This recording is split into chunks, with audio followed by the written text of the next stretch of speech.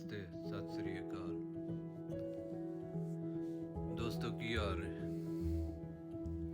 ਹਾਲ ਤੇ ਕੀ ਹੋਣਾ, ਖਬਰਾਂ ਸੁਣ ਤਬੀਅਤ ਖਰਾਬ ਹੈ। ਮੇਰੀ ਖਰਾਬ ਤੇ ਤੁਸੀਂ ਤੇ ਉਸ ਦੇਸ਼ 'ਚ ਰਹਿੰਦੇ ਹੋ ਜਿੱਥੇ ਸਾਰਾ ਕੁਝ ਬੀਤਦਾ ਪਿਆ। ਅੱਲਾਹ ਤੁਹਾਨੂੰ ਆਪਣੀ ਅਮਾਨ 'ਚ ਰੱਖੇ, ਅੱਲਾਹ ਤਾਲਾ ਤੁਹਾਨੂੰ ਆਸਾਨੀਆਂ ਦੇ।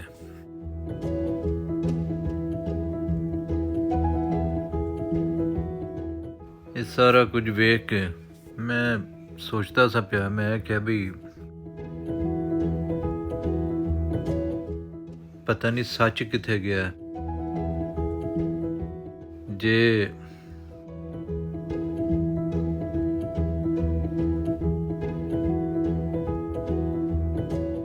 ਸਰੇਆਮ ਅਸੈਂਬਲੀ ਦੇ ਵੋਟ ਵਿਕੇ, ਸਾਰੀ ਕੌਮ ਨੇ ਵੇਖਿਆ, ਅਦਾਲਤਾਂ ਵੇਖਿਆ, ਫੌਜ ਨੇ ਵੇਖਿਆ, ਬੰਦੇ ਆਪ ਮੰਨਿਆ, ਬੰਦੇ ਲੋਟੇ ਅਜੇ ਵੀ ਲੱਗੇ ਫਿਰਦਨ।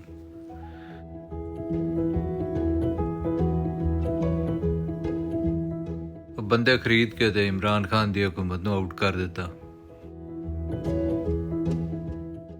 ਤੇ ਜੇ ਉਹਨੇ ਇਲੈਕਸ਼ਨ ਮੰਗੇ ਤੇ ਉਹਨੂੰ ਆਖਿਆ ਕਿ ਬਈ ਅਸੈਂਬਲੀਆਂ ਤਰੋੜ ਦੇ ਤੇ ਫਿਰ ਅਸੀਂ ਇਲੈਕਸ਼ਨ ਕਰਾ ਦਿੰਦੇ ਹਾਂ। ਉਹ ਸਿੱਧਾ ਆਦਮੀ ਉਸ ਜਿੱਥੇ ਜਿੱਥੇ ਉਹਦੀ ਹਕੂਮਤਾਂ ਸਨ ਉਹਨੇ ਉਹ ਅਸੈਂਬਲੀਆਂ ਵੀ ਤਰੋੜ ਦਿੱਤੀਆਂ। ਤੇ ਫਿਰ ਜਿਹੜੇ ਆਦਿ ਸਨ ਵੀ ਅਸੈਂਬਲੀਆਂ ਤਰੋੜ ਦੇ, ਫਿਰ ਤੈਨੂੰ ਇਲੈਕਸ਼ਨ ਦਿੰਦੇ ਹਾਂ, ਫਿਰ ਉਠਾ ਹੱਸੇ ਉਹਦੇ ਤੇ। ਉਹਨੇ ਆਖਿਆ ਅਸੀਂ ਤੇ ਮਜ਼ਾਕ ਲੱਗੇ ਸਾਂ, ਅਸੀਂ ਤੇ ਤੈਨੂੰ ਚੱਕਮਾ ਦਿੰਦੇ ਸਾਂ ਪਏ। ਇਹ ਮਜ਼ਾਕ ਰਾਤ ਦੇ ਵਿੱਚ ਇੱਕ ਮੁਸਲਿਮ ਲੀਗ ਨੂਨ ਦਾ ਸੈਨੇਟਰ ਆਇਆ, ਡਾਕਟਰ ਸੀ ਉਹ, ਕੋਈ ਪੜ੍ਹਾ ਲਿਖਾ ਆਦਮੀ ਆ।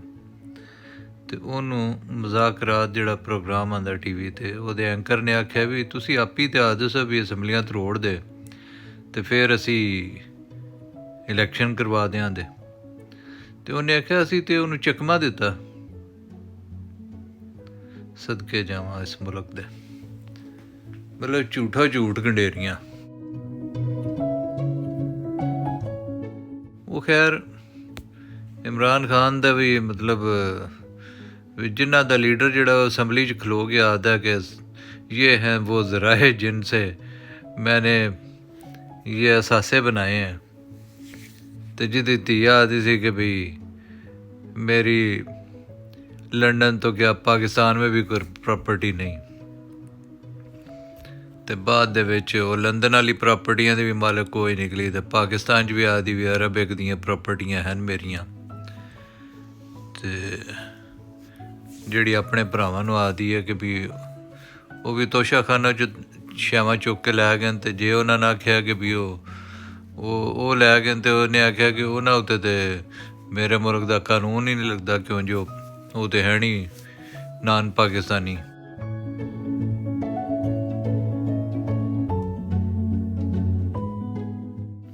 ਅਤੇ ਇਹਨਾਂ ਬੰਦਿਆਂ ਉੱਤੇ ਸਾਰਾ ਕੁਝ ਵੇਖਦਿਆਂ ਇਮਰਾਨ ਖਾਨ ਨੇ ਇਤਬਾਰ ਕੀਤਾ, ਅਤੇ ਫਿਰ ਉਹਨੂੰ ਸਜ਼ਾ ਤਾਂ ਮਿਲਣੀ ਸੀ ਨਾ।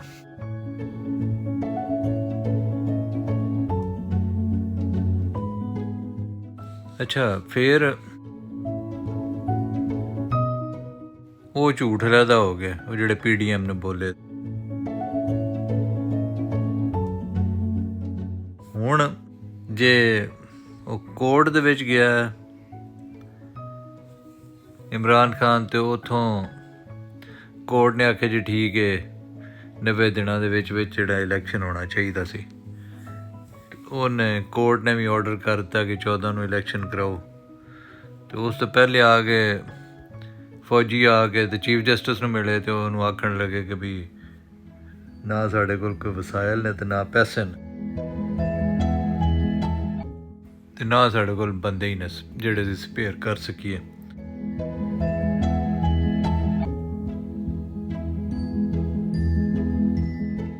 ਮਤਲਬ ਉਹ ਇਲੈਕਸ਼ਨ ਦੀ ਸਿਕਿਉਰਿਟੀ ਵਾਸਤੇ ਜੇ ਉਹ ਆਰਮੀ ਦੇ ਬੰਦੇ ਆ ਜਾਂਦੇ ਅਤੇ ਇਲੈਕਸ਼ਨ ਹੋ ਜਾਂਦਾ ਅਤੇ ਕੰਮ ਪਾਸੇ ਲੱਗਦਾ। ਉਹਦੇ ਵਾਸਤੇ ਨਹੀਂ ਆਏ, ਉਹਦੇ ਵਾਸਤੇ ਬਿਲਕੁਲ ਲੇਟ ਗਈ ਆਰਮੀ ਵੀ ਅਤੇ ਹਕੂਮਤ ਵੀ।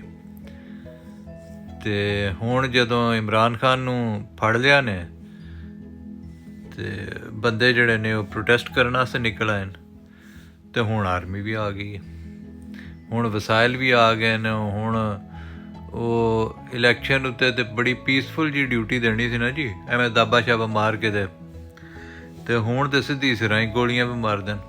ਅੱਜ ਮੈਂ ਸੁਣਦਾ ਪਿਆ ਵੀ 50 ਬੰਦੇ ਮਾਰ ਛੱਡੇ ਨੇ ਨਾ ਤੇ ਸੈਂਕੜਾ ਜ਼ਖਮੀ ਕਰ ਛੱਡਣ। ਮਤਲਬ ਹਰ ਬੰਦਾ ਹੀ ਝੂਠ ਬੋਲਦਾ ਪਿਆ, ਹਰ ਬੰਦਾ ਹੀ ਆਵਾਮ ਦੇ ਨਾਲ ਦਾਅ ਲਾਈ ਖਲੋਤਾ ਹੈ। ਮੁਲਕ ਦਾ ਭਾਵਾ ਆਦਮ ਹੀ ਨਿਰਾਲਾ ਹੋ ਗਿਆ। ਏਡੇ ਏਡੇ ਵੱਡੇ ਅਹੁਦਿਆਂ 'ਤੇ ਬੰਦੇ ਬੈਠੇ ਨੇ ਤੇ ਉਹ ਆਪਣੀ ਗੱਲ ਦੇ ਉੱਤੇ ਉਹ ਗੱਲ ਦਾ ਪਹਿਰ ਹੀ ਨਹੀਂ ਦਿੰਦੇ। ਗੱਲ ਕਰਕੇ ਆਦਨ ਨਹੀਂ, ਅਸੀਂ ਤੇ ਚਕਮਾ ਦਿੱਤਾ, ਅਸੀਂ ਤੇ ਮਜ਼ਾਕ ਕੀਤਾ, ਅਸੀਂ ਤੇ ਦਾਅ ਲਾਇਆ।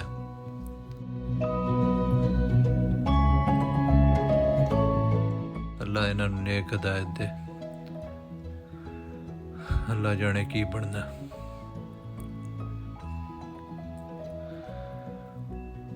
ਬੜਾ ਦੁੱਖ ਹੋਇਆ, ਬੜਾ ਅਫਸੋਸ ਹੋਇਆ ਤੇ ਹਾਲਾਤ ਜਿਹੜੇ ਨੇ ਉਹ ਬਿਲਕੁਲ ਖਰਾਬ ਹੁੰਦੇ ਜਾਂਦੇ ਨੇ।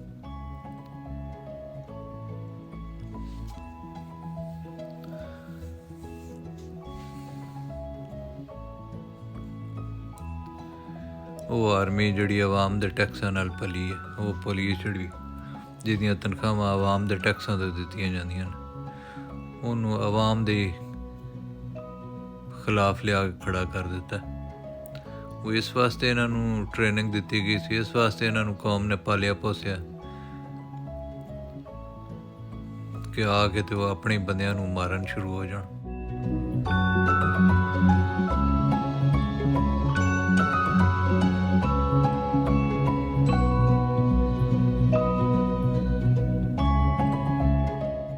ਬੰਦੇ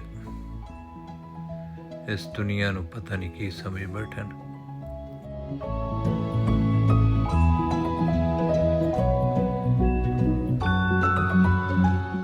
ਇਹ ਉਹ ਦੁਨੀਆ ਜਿਹਦੀ ਮਰੇ ਮੱਛਰ ਦੇ ਪਰ ਦੇ ਬਰਾਬਰ ਵੀ ਅਹਿਮੀਅਤ ਨਹੀਂ ਤੇ ਤੁਸੀਂ ਇਹਦੇ ਪਿੱਛੇ ਬੰਦਿਆਂ ਦੀਆਂ ਜਾਨਾਂ ਹੀ ਲੈਣ ਲੱਗ ਪਏ ਹੋ।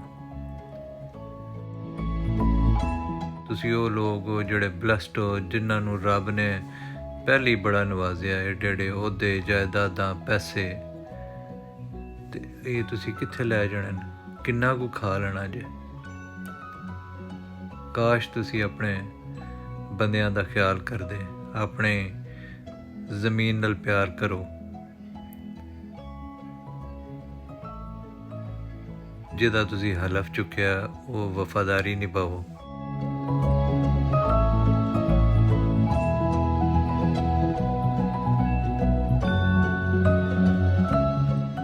ਦਾਣਾ ਦੁਣਕਾ ਕਿਧਰੋਂ ਖਾਂਦੇ ਹੋ ਤੇ ਅੰਡੇ ਕਿਤੇ ਦਿੰਦੇ ਹੋ।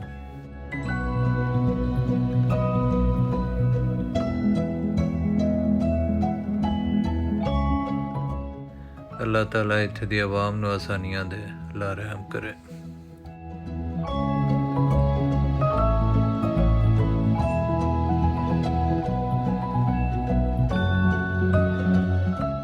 ਅੱਲਾਹ ਤਾਲਾ ਸਾਡੇ ਸਿਆਸਤਦਾਨਾਂ ਨੂੰ ਤੇ ਸਾਡੇ ਇਦਾਰਿਆਂ ਨੂੰ ਨੇਕੀ ਦੀ ਤੌਫੀਕ ਦੇ।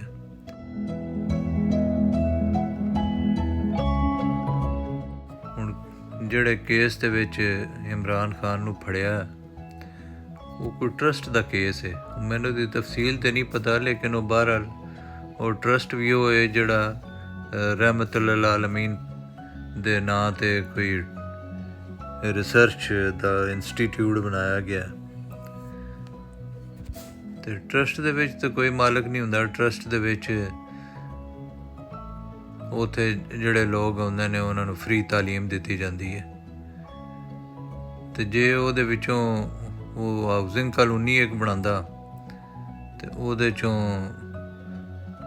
ਕੁਝ ਜਰਨੈਲਾਂ ਨੂੰ ਪਲਾਟ ਦਿੰਦਾ, ਕੋਈ ਜੱਜਾਂ ਨੂੰ ਦਿੰਦਾ, ਕੋਈ ਸਿਆਸਤਦਾਨਾਂ ਨੂੰ ਦਿੰਦਾ, ਤੇ ਸਾਰਿਆਂ ਹੱਸੀ ਖੁਸ਼ੀ ਜ਼ਿੰਦਗੀ ਗੁਜ਼ਾਰਨੀ ਸੀ। ਉਹਨੇ ਚੂੰਕਿ ਉਹ ਕਿਸੇ ਨੂੰ ਪਲਾਟ ਦਿੱਤਾ ਨਹੀਂ, ਉਹਨੇ ਉਹ ਗਰੀਬਾਂ ਵਾਸਤੇ ਵਕਫ ਕਰ ਦਿੱਤਾ ਤੇ ਹਾਹਾਕਾਰ ਮਚ ਗਈ ਹੈ।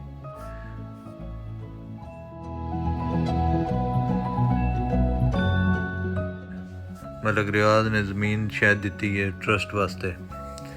ਉਸ ਬਿਲਾਵਲ ਹਾਊਸ ਵੀ ਬਣਾਏ ਨੇ, ਉਸ ਜਰਨੈਲ ਹਾਊਸ ਵੀ ਬਣਾਏ ਨੇ, ਅਤੇ ਉਸ ਨਵਾਜ਼ ਸ਼ਰੀਫ ਹਾਊਸ ਵੀ ਬਣਾਏ ਨੇ। ਉਹ ਸਾਰਿਆਂ ਨੂੰ ਪੈਸੇ ਦਿੱਤੇ ਨੇ। ਸਿਰਫ ਗੁਨਾਹ ਇਹ ਹੋ ਗਿਆ ਕਿ ਉਸ ਇੱਕ ਐਸੇ ਕੰਮ ਵਾਸਤੇ ਪੈਸੇ ਦੇ ਛੱਡੇ ਨੇ ਜਿਹਦੇ ਵਿੱਚ ਕਿਸੇ ਦਾ ਜ਼ਾਤੀ ਮਫਾਦ ਨਹੀਂ ਸੀ, ਜਿਹਦੇ ਵਿੱਚ ਗਰੀਬ ਆਦਮੀ ਦਾ ਮਫਾਦ ਸੀ, ਜਾਂ ਜਿਹਦੇ ਵਿੱਚ ਇੱਕ ਮਜ਼ਹਬੀ ਕਾਜ਼ ਆਈ।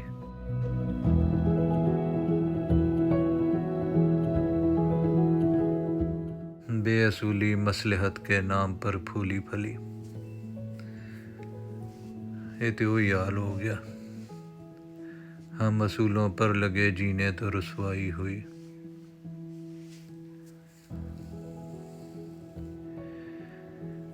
चलो जी, ये जिंदगी मुख्तसर जी है। इस दुनिया ते इनके किरदार पहला भी आते रहते जिन्हें इस दुनिया ਨੂੰ ਹੀ ਸਾਰਾ ਕੁਝ ਸਮਝਿਆ, ਅਤੇ ਉਹਨਾਂ ਦੇ ਕਿਰਦਾਰ ਹੁਣ ਵੀ ਮੌਜੂਦ ਨੇ।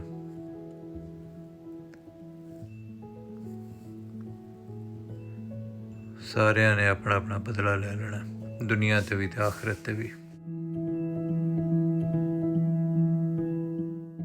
ਅੱਲਾ ਸੋਹਣਾ ਇਮਰਾਨ ਖਾਨ ਦੀ ਹਿਫਾਜ਼ਤ ਕਰੇ ਕਿ ਜਿਹੜਾ ਗਰੀਬ ਇਸ ਕੌਮ ਵਾਸਤੇ ਮਰਦਾ ਪਿਆ, ਅਤੇ ਜਿਹੜੇ ਬੇਚਾਰੇ ਗੋਲੀਆਂ ਦੀ ਭੇਂਟ ਚੜ੍ਹ ਗਏ ਨੇ, ਅੱਲਾਹ ਤਾਲਾ ਉਹਨਾਂ ਸ਼ਹੀਦਾਂ ਨੂੰ ਜੰਨਤਾਂ ਵਿੱਚ ਆਲਾ ਮਕਾਮ ਅਤਾ ਫਰਮਾਏ, ਅਤੇ ਉਹਨਾਂ ਦੇ ਲਵਾਹਕੀਨ ਨੂੰ ਸਬਰ ਦੇ, ਅਤੇ ਉਹਨਾਂ ਦੀ ਕੁਰਬਾਨੀਆਂ ਦਾ ਅੱਛਾ ਬਦਲਾ ਅਤਾ ਫਰਮਾਏ ਇਸ ਮੁਲਕ ਨੂੰ।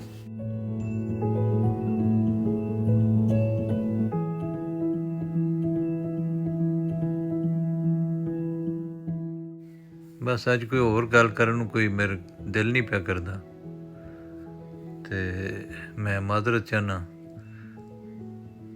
ਮੇਰੇ ਕੋਲੋਂ ਕੋਈ ਮਿੱਠੀਆਂ ਮਿੱਠੀਆਂ ਗੱਲਾਂ ਨਹੀਂ ਪਈਆਂ ਹੁੰਦੀਆਂ। ਇਹ ਰੋਣਾ ਸੀ ਮੈਂ ਰੋ ਛੱਡਿਆ। ਅਤੇ ਅੱਲਾਹ ਤਾਲਾ ਤੁਹਾਨੂੰ ਆਪਣੀ ਹਿਫਜ਼ੋ ਅਮਾਨ 'ਚ ਰੱਖੇ, ਸਲਾਮਤ ਰਹੋ, ਆਪਣਾ ਦੇ ਦੁਆਲੇ ਸਾਰਿਆਂ ਦਾ ਖਿਆਲ ਕਰੋ। ਰੱਬ ਰੱਖਾ। ਮਿਲਣੇ ਆ ਫਿਰ ਅਗਲੇ ਵਲੋਗ 'ਚ। ਅੱਲਾ ਹਾਫਿਜ਼।